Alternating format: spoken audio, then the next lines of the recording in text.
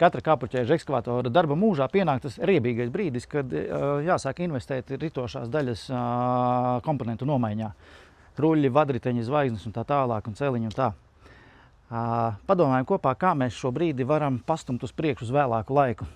Un viens no priekšlikumiem ir kāpurķēžu plākšņu platuma izvēle.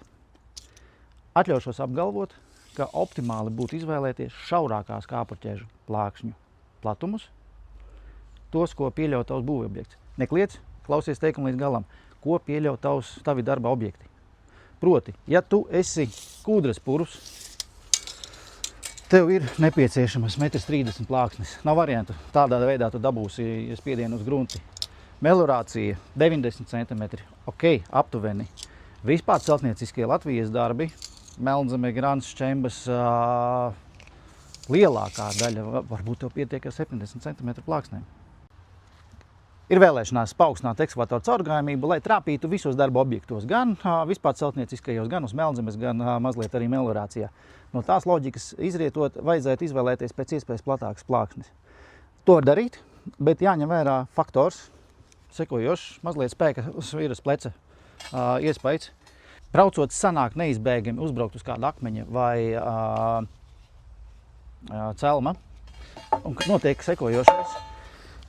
Tā, ka tev šo plāksni ceļ viens punkts, viss tas spēka plecs sanāk uz vienu ķēdes posmu. Un iedomājies, visa ekskavātora, varbūt gandrīz ne visa, bet 20 tonīga ekskavators var ievērojama daļa sanāk uz vienu kāpurķēžas celiņa posmu.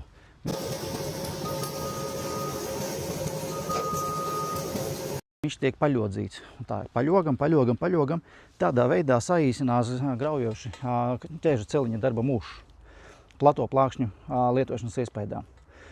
Līdz ar to mans aicinājums tev ir pavēro ekskavatoru tehniskos datus, dažādu ekskavatoru, dažādu tonāžu, dažādu komplektāciju, ko tu raksta par spiedienu uz grunti kilogrami uz kvadrātcentimetru.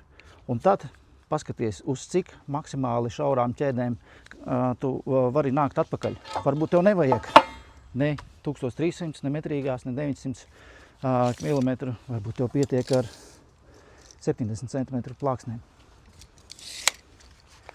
Jo šaurāks plāksnes, jo ilgāk dzīvos ritošās daļas komponenti. Ja noder, veiksmi darbos!